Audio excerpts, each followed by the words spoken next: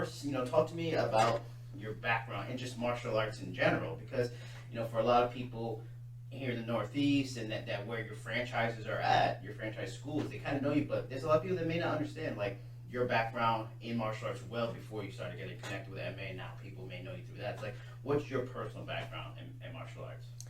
I started training when I was 9 years old in Kyokushin karate, and my instructor was Shigeru Oyama. I trained in Kyokushin for approximately 14 years. I got my third-degree black belt under that system of martial arts. At the same time that I was competing in Kyokushin karate, I also started boxing and to help my karate training. And I wrestled from the 7th grade through high school. So I had a background in wrestling, I had a background somewhat of boxing, and a very big background in Kyokushin karate. How far back does that go? Like when did you kind of start becoming a mixed martial artist, blending all these things and learning all these things? Well, before it was called mixed martial arts, Yeah. I had, So growing up in Pennsylvania, I had plenty of street altercations where, that was my mixed martial arts experience at the time. Besides Kyokushin karate fighting, I've had many street fights actually, where wrestling came into play and ground and pound came into play and all of those things. As a matter of fact, even when I was boxing, I had a guy that hit me after the bell. We kept fighting. I took him down with a double leg takedown, and I beat him up on the ground. And so that happened in a boxing gym in Allentown, Pennsylvania. I understood when I started watching the Ultimate Fighting Championships when it first started, when mixed martial arts first started.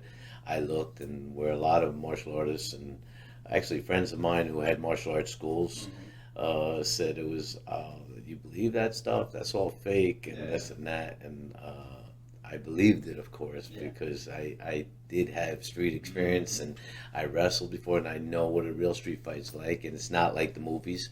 And therefore, I knew right away, I was like, no, this stuff's real. And I never really understood Brazilian Jiu-Jitsu because I never saw it. Yeah. Like most people in the United States didn't see it. I didn't see it. I didn't know about it. I knew about Judo, and I practiced some Judo also growing up. So I didn't know anything about Brazilian Jiu-Jitsu, but very intrigued by it. And then I started training it a little bit. I saw some Henzo tapes. I bought some Henzo tapes, and I started practicing it. I went to Vegas, and I started training with John Lewis way back when Dana White and those guys went there actually at the same time. Fertitas, And what? Was it Dana Fertitas? They were trying to Yes, Dana Fertitas. And so that's who my first instructor was, and I started training with him, and then I would stay there for like 2 weeks, train with him, and then come back and train with my brother. And the wrestling background helped me a lot in learning Brazilian Jiu-Jitsu, but we only practiced without gis. I never really did gi training. I did a little bit with John, but I always wanted to do the no gi. What I wanted to do is change my system from a karate style to a mixed martial arts style, and I didn't want to deal with the gi jiu-jitsu. I felt like go right to no gi. I thought it was way more practical and the right way to go for us. So we took out all our forms that we used to do, and weapons training and board breaking and all of that out, and decided we wanted to be a mixed martial arts style. And we basically put two kinds of classes in our school. The most effective classes, what I think most effective martial arts is Muay Thai, kickboxing, boxing, wrestling, and jiu-jitsu. And that's what our classes are now in every Tiger Schulmann school. Yeah, because I grew up seeing the Tiger Schulmann commercials and like, damn, I wish I could do that, those kind of things. But everybody, the common perception, and it's obviously a misconception now, is that it was a karate school and it focused on karate and those kind of things based on the commercials. But so the transition really to doing what it is now, where it has like a legit mixed martial arts connection, what would you say, like around the time that Dana White took over the UFC for 2 days? I would say I trained in jiu-jitsu for like 5 years before I put it into my schools. Okay. So that's when we made the transition, about 5 years after that. Okay. Yeah, so, we talked about how far back your MMA connection go, but because you were as close to as a mixed martial artist as there could be at the time. You had a lot of skills. You did the boxing, you did the wrestling, you did the Kyokushin. Was there ever a point where you actually thought about UFC yourself? Did you ever ponder like I'd like to try that at least one time, or never got anything like that? Not really, because I've competed and then I was running a bunch of schools, and I think in order to do something well, you have to do it 100%. And running my schools was more than a full-time job for me, and I don't believe in doing something half-assed. Yeah. Right? So even with my guys, like if I think that it's too much for them to run a school and to compete, I tell them to stop. I don't want to see anybody get hurt. So, my whole thing is my style is really a mixed martial arts style for the street. Never really intended it to be for competition. Okay. So our schools are really not geared for people doing competition. It just so happens that with the techniques that we teach and the direction we went, people started to want to compete, and then that pushed them over the edge to go into bigger and better competitions. And they were good enough to go and get into the UFC, which I'm proud about it. But I never really push anybody to do it. I think it's only for the people who really want to. When did it really become a thing where we are going to have like an MMA geared facility? Because this is, like I said, a beautiful facility. It's really geared to practicing and training and those kind of things based on everything, all the equipment you have out there. At what point did you, because you said you never pushed them into that kind of stuff, but it's the blending, the style of the schools kind of made sense for mixed martial arts. At what point you say, okay, we have a lot of talent here. It would be great to keep them in-house, train them in-house, and continue to build for legitimate, straight MMA careers? Was it something that's happened in the last 5 years? Was it before that? Was it at different schools? Like how long has this facility existed where people can come really to train like that? When is the MMA specific training to build future MMA stars in the UFC really Before start? this facility, we had a different facility. We owned this building, but we always had a bigger facility for our headquarters. And the purpose was not for fighters. It's still not for fighters. Okay. It is it's home base for all of our instructors. We have 44 locations, and all our instructors come here to train. So they train their skills and keep improving their skills. So that's what it's meant for. And then we also have people coming, and all of a sudden they're training at a higher level, right? So their instructors and other people are also that are training in the schools. Kids that grew up in our schools, all of a sudden they're competing. When they always start in kickboxing, and grappling tournaments. And then once they start doing well with that, they'll go to amateur MMA, and then maybe professional MMA if they want to go that route. But again, I never push anyone in that direction. Is if they want to do it, they can do it. We kind of teach martial arts for building self-esteem, learning self-defense. That's what our schools are geared for, and they're still the same, And if people turn out and they are really good and they want to compete, then we don't turn them away. But we don't encourage, competing at a high level like UFC. It just happened for us. Right? So I know Julio runs the gym in Queens. So would we expect like the Shane run one? Does Lyman good? Does Lyman do Shane doesn't own a Tiger Schulmann school yet. Is he an like instructor one day. somewhere? Yeah, he instructs. Yeah. He instructs. And Lyman does own a Tiger Schulmann school. Mm-hmm. Jimmy does. So some do and some don't. So do you? But here, since it's here, it's training for the instructors. It's geared for the instructors, and it's not necessarily a straight up MMA gym, right? It's not, but it can be. It doubles as one. It doubles as one. But really, the focus is on curriculum that we teach at the schools, and it's a very practical curriculum. So if somebody comes in, they could be learning all the moves that Jimmy and Lyman and Shane and Trezano and everybody that is fighting in the UFC is doing. And in order to get to the UFC, that's what they practice. We're really push fundamentals. Your jab, your cross, your hook, your front kick, your round kick, and good timing, good stance, and wrestling. Your major takedowns, your double leg, your single leg. Your duck. So. And then for jiu-jitsu, we train jiu-jitsu as well, but without gis, So we do a good mixture of good street self-defense program for the schools, and that turned into a fight team for Tiger Schulman's. That's what really happened, We didn't really aim to have a fight team. We aimed to just teach good martial arts that is very effective for the street.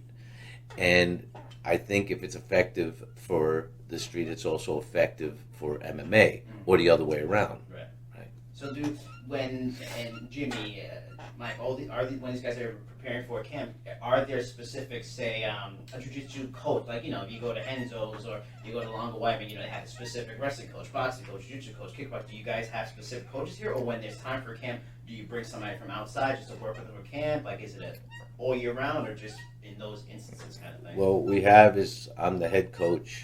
My brother is the head kickboxing coach. Ray Velez is the head boxing coach. Rusty Reed is the head wrestling coach. And then we have different people. We have Andy Main, who's a black belt who teaches Brazilian Jiu-Jitsu here. Are they Munch, in charge of the curriculum? Can you talk about curriculum here? Are they kind of dictating curriculum for all No. I do the curriculum for all the schools. What they're doing is they're teaching a class here, like Munch, Manshir, Kara. He teaches here once a week and also trains with us, and he's part of our fight team. He's been doing his kickboxing with us, and he's teaching once a week. He's teaching his jiu-jitsu. Andy Main also is teaching his Brazilian jiu-jitsu. But I try to push him away from teaching sport jiu-jitsu. I want everything to be as if you have, and when they practice with their MMA gloves on. This way, they're staying away from things like deep half that might get them in trouble, and fighting more Brazilian jiu-jitsu for street or MMA. At what point? Because it's interesting that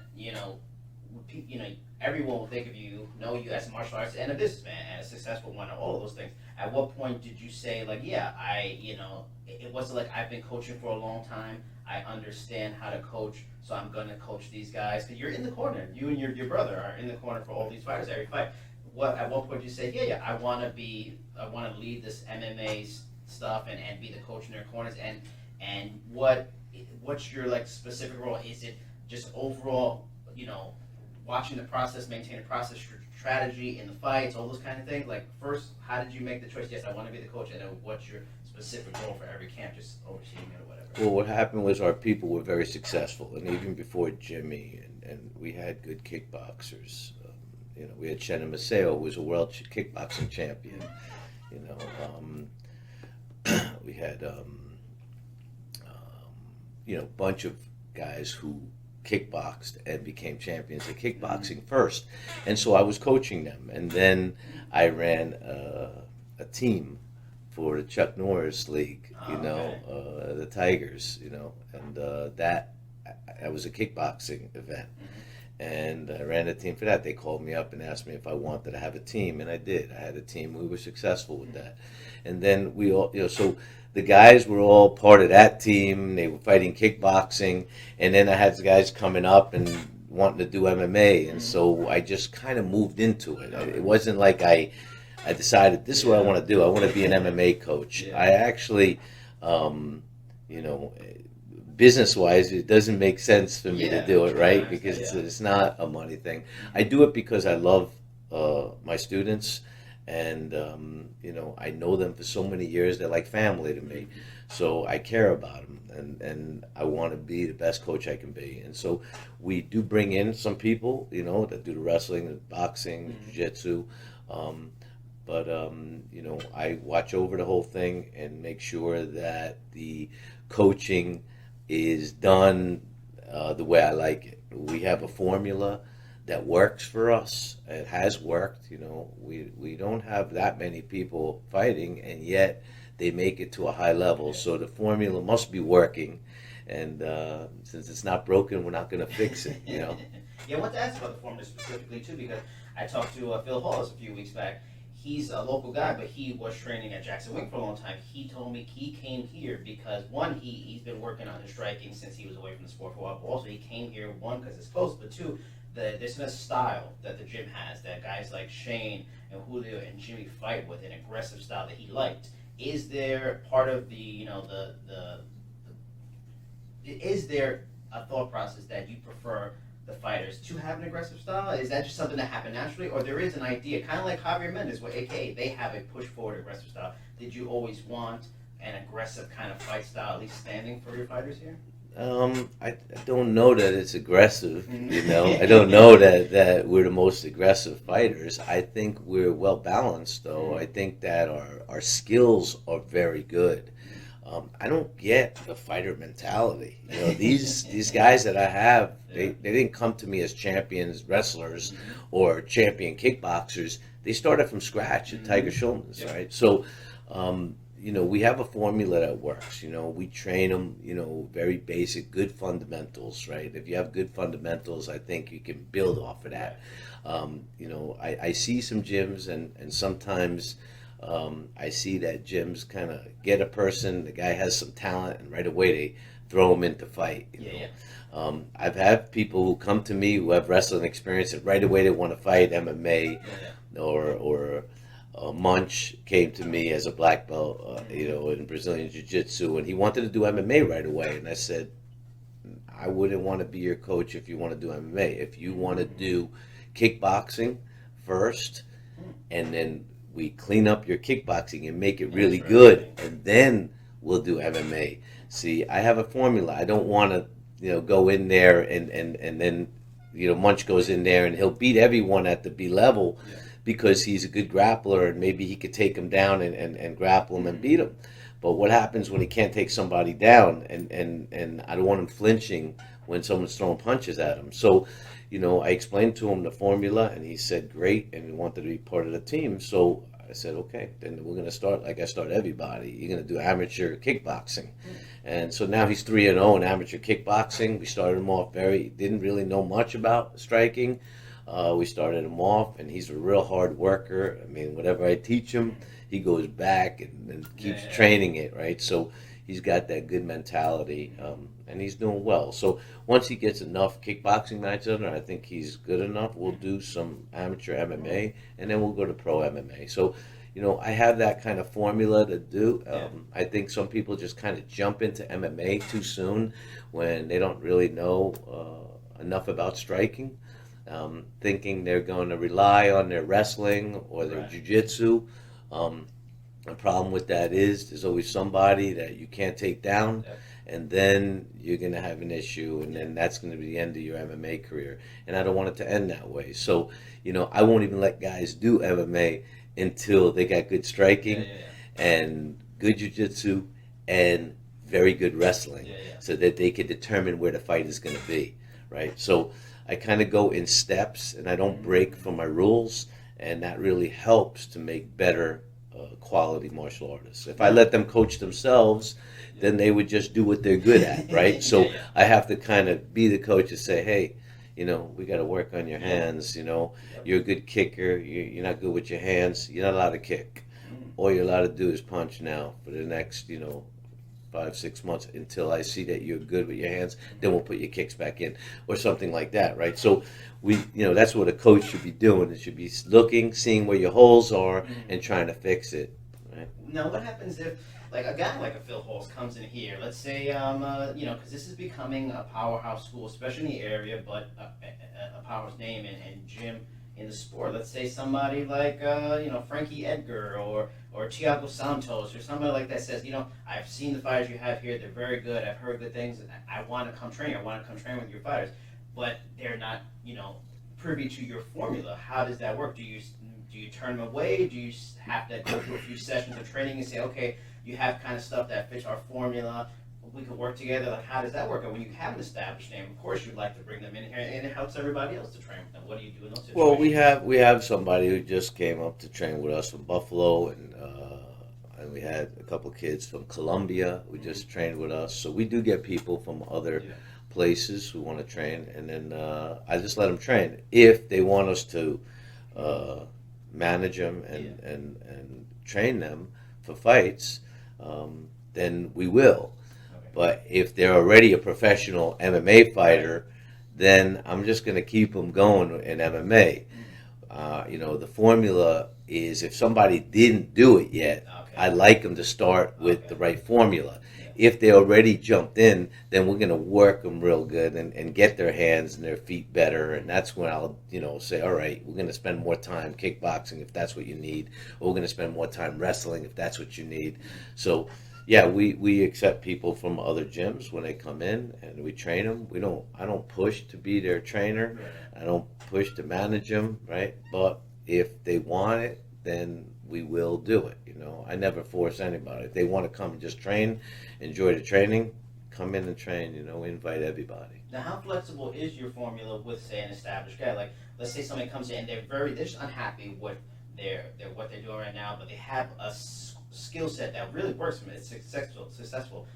Do you kind of, when it comes to what you're used to, what you're looking for, are you kind of flexible and that they're good at these things, I'm going to just kind of work with them and strategy, and maybe their weakness is strategy and preparation and cardio and nutrition, or do you kind of try to implement elements of MMA that you particularly feel are successful into their integrated? Okay, take Phil Hawes, for instance, Exactly, right? yeah. When he came here, he, and I'm not managing Phil Hawes, but, we helped him with a couple fights. But when he came in here, I looked up his fights, and he thought that he lost those fights because the guy was a better striker.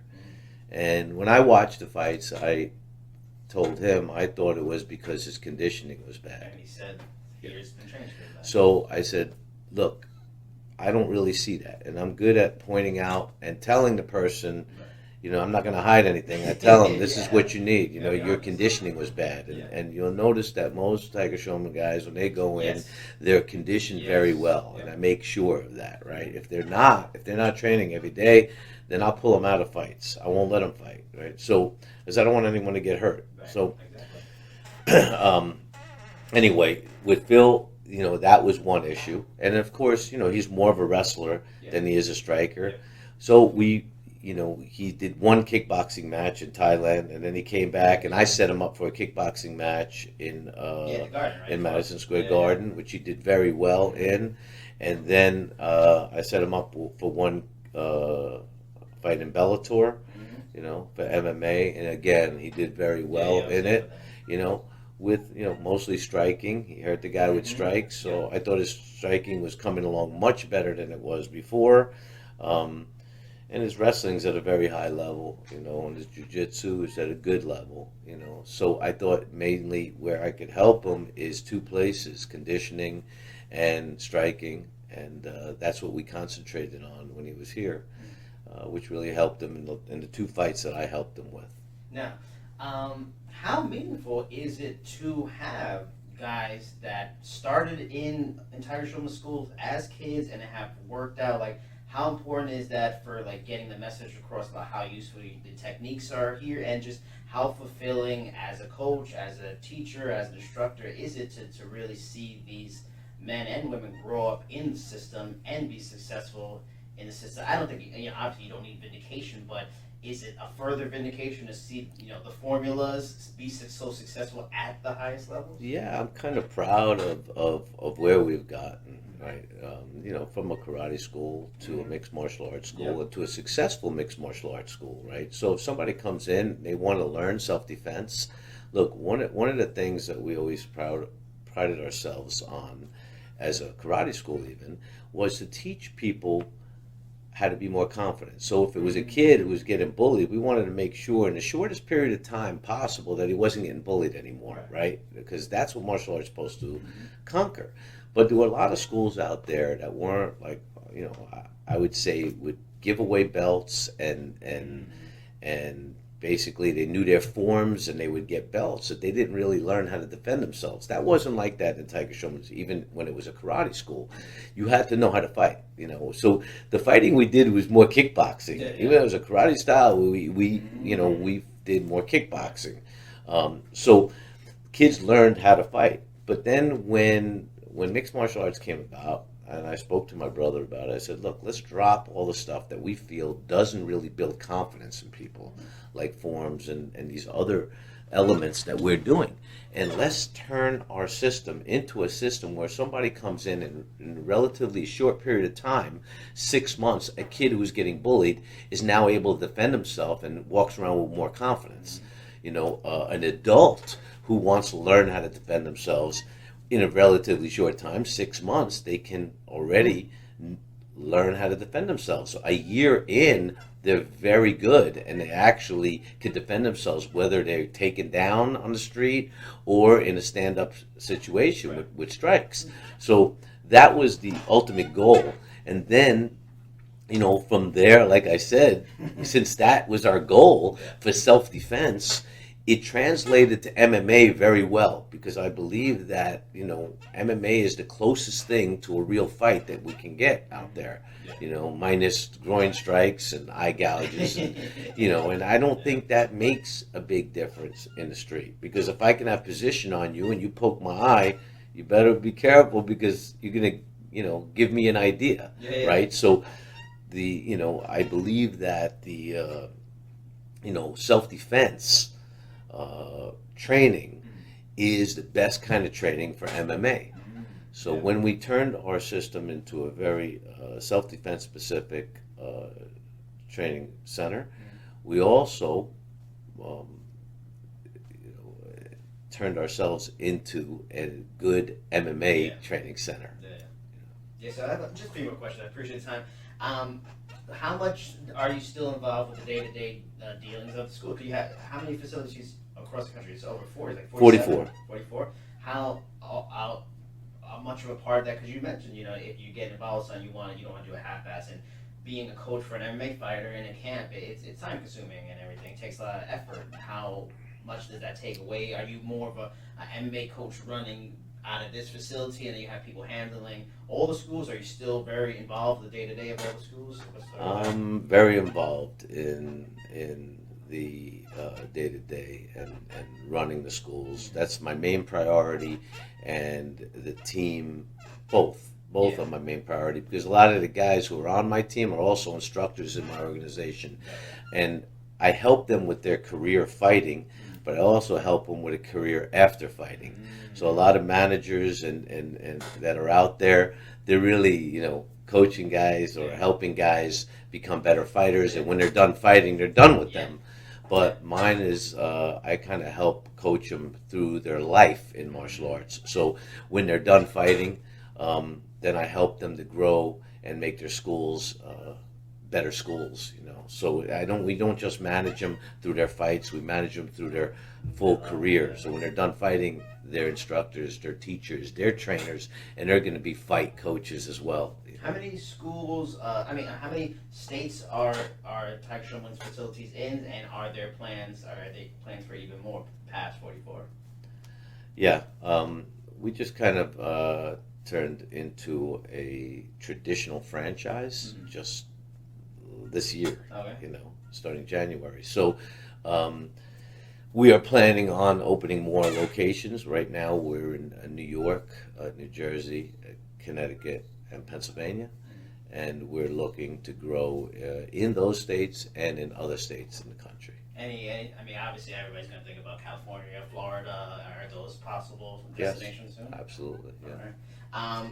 Now, just more questions about the sport in general. You've been around the sport for a very long time. You're coaching it, and you've taught people. You've watched it. What would you say are kind of the biggest issues hurting the sport of MMA at this point right now? Hurting the sport? Yeah. Do you feel there's anything? It could be rules. It can be scoring. It could be any kind of thing that just frustrates the hell out of you as a coach. Well, I think that eventually I'm looking at the fighters could make more for their efforts. I don't think they make enough, and But otherwise, I think the rules are good. I think that the commissions are doing a good job. I think that all the organizations, the UFC and Bellator, and I think they need more organizations, and I think they need more competition. I don't think there should be any ruling body. I don't believe in that. Having a governmental body that I think it only causes more problems when you have that. But I think competition will cause organizations to compete for the talent, and when they compete for the talent, there'll be more money for the fighters, and I think that will help.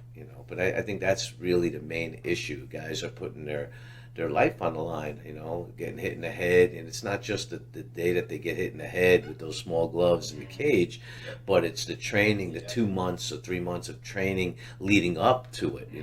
In our camp, we make sure they don't train.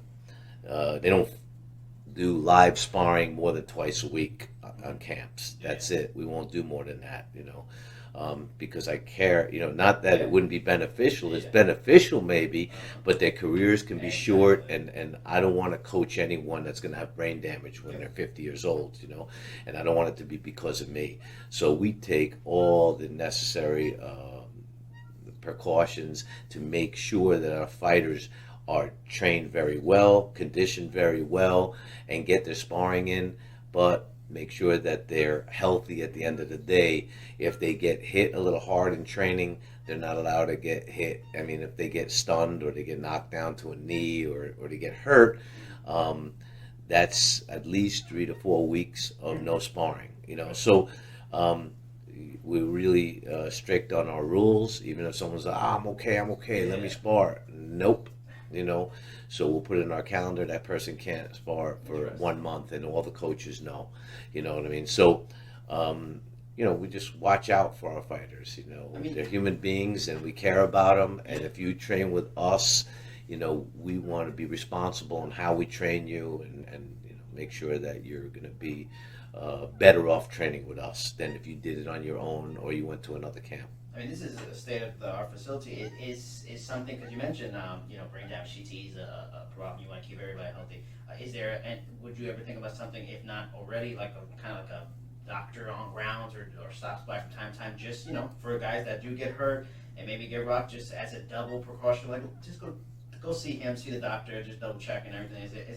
Has a thought like that ever been possible? Of course. We know doctors. Since we have 44 locations, we know a bunch of doctors, and we will send our guys. If our guys get cut, we send them right over. My brother's buddy Frank is a plastic surgeon, and he'll do a great job.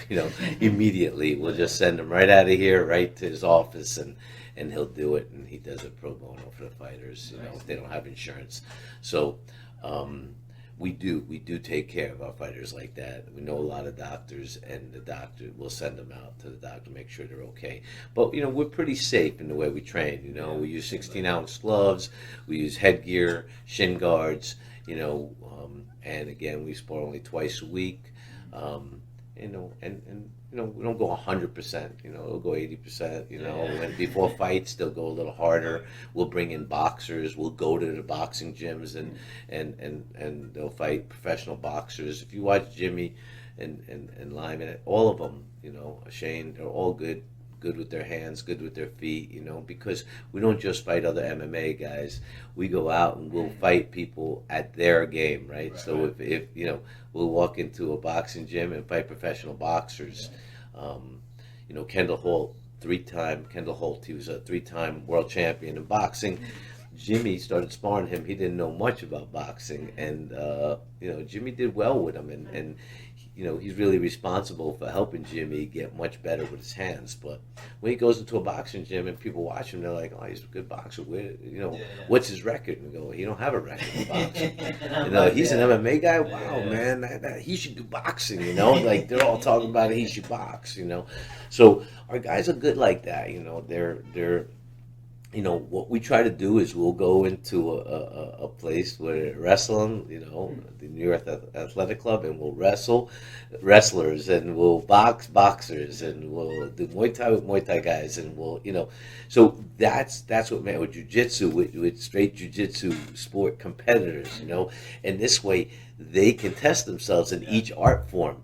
And then what is mixed martial arts? Being able to blend it in a way that works for you, right? So, it's everybody who does it, it's like their art form, Now, you mentioned before competition. I was going to ask you that too, because I asked different people, and I asked like Michael Schiavello from One Championship about it too. Is this like, because you've been around the sport and you followed the sport for a long time, is this one of the stronger parts and points in the sport's history? Because yes, you have the UFC, but Bellator is doing good. You got PFL around here now. You got Combate Americas doing big things in Central South America. You got One Championship doing very good in Asia. You got KSW, ACB doing very good in Europe and Russia. You are involved with managing the fights as well. Is this as good as a period as it's been in terms of, yes, it could be better for fighters to make more money, but the money is going up and there is more competition, and you're getting a sense there's more options for fighters more than ever. Yeah, I think there is more options for fighters, and I think the money is going up because of that. Yeah. I think because other events are out there and willing to pay, then it causes the other events to say, "Hey, I gotta pay a little bit more to have the better fighters," right? So, I think that right now, things are better than they were, 10 years ago, and I think in 10 more years, I think things will even be better, And these fighters are paving the ground for them, and these events are, they're popping up, like you said, they're popping up more events all the time, and the events are paying more money, and people are willing now to leave an event to go to somewhere else, So, the UFC is still the biggest event out there, and people want the name, and they want to be fighting for the UFC, and they will even be willing to, get paid a little less fighting for the UFC because they feel like it'll further their career more than the other events. But eventually, I think there's going to be more competition, and they're all going to have to, pay the fighters a little more to get the better fighters, right? And the event that has the better talent is always the better event. Now, one last question. So you mentioned, taking care of the fighters after the fact. You managed them making, after their careers of fighting, their careers as trainers, or just their life. What are your thoughts on, a union? I know you say you weren't too big necessarily on sanctioning or overreach, but sanctioned. But what about a fighters association? How important is that for you and your fighters? Have you, contacted, or thought about contacting Project Spearhead? What are your overall thoughts on fighters getting a union, and is this something they need to get ASAP, especially to get paid better? I don't know. I don't know enough about that subject and about unions to really comment on it. In general, I don't like unions. I believe in a completely free economy, and I think that I guess collective bargaining was not a bad idea, right? Yeah. But I don't know that unionizing. To me is the greatest thing. I think back in the day we needed it when they had child labor issues, but now we have laws against that kind of stuff, and I think that competition itself creates what we need, which is if you have value, then there's going to be 5, 10, 15 different events that want you, and you can negotiate with each one of them, and they're going to be throwing more at you if you're worth it, right? And if you're not worth it, then the event won't throw money at you. You can have him. We're willing to pay this much, and that's it for him. So it's going to cause a negotiation, right? If depending on how good you are, and then you can negotiate with each event. So I think competition itself, by having more events, will get more money for the fighters. Look at we didn't need, and then it depends on who you are. Did McGregor really need any union to make as much as he made? No, he did it without a union. He bargained it himself, right? Him and his coaches and his manager, they bargained out amazing deals, and I mean, he did it himself. He didn't need a union to do it, and maybe a union would have held him back. You don't know that a union would have done better for him. It might have been worse for him, He made his own way, and, he was worth it. The talent was there. He had the mouthpiece of a Muhammad Ali, in our sport, and you know, God bless him. He did what he had to do. He was, you know, amazing.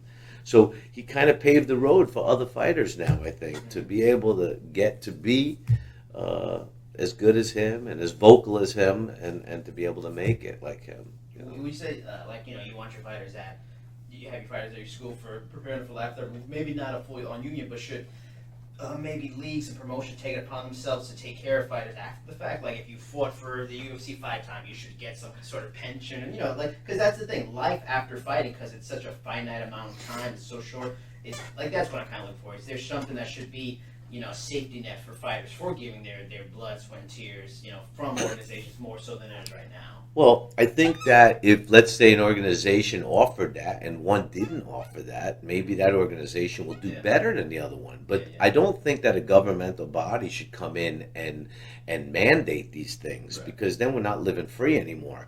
You know, so I think these organizations should do what they want to do, and then you should fight for them or not fight for them. You have the choice, right? And you know, a guy like me, you know, I enjoy helping these guys out, these young guys, you know, that come up and they're really good at martial arts, and I help them, you know, run one of our franchises. I actually loan them the money sometimes when they don't have the money. I loan them the money and they pay me back, you know.